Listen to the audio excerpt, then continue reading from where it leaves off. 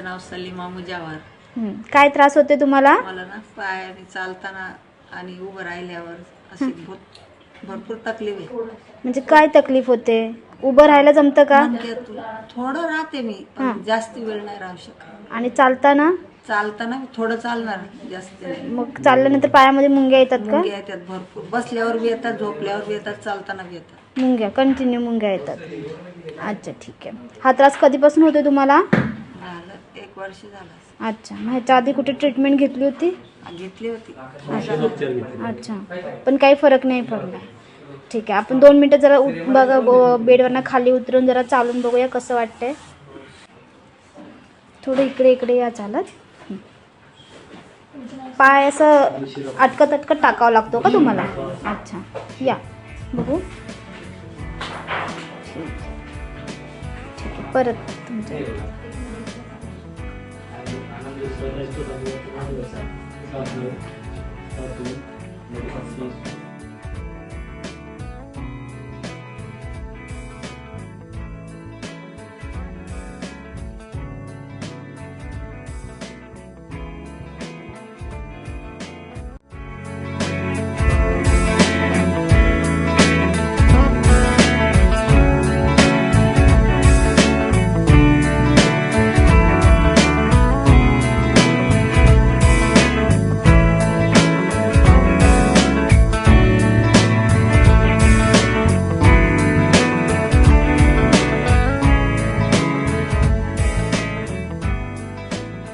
सर्जरीच्या आधी माझ्या पायात भरपूर मुंग्या येत होत्या, कमरेपासून खाली.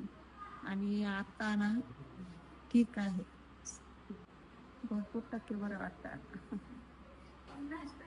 मेरी मामी है, उनका नाम सलीमा मुजावर है और इनको सर्जरी के लिए वाक सर ने निर्मल सर के पास भेजा था।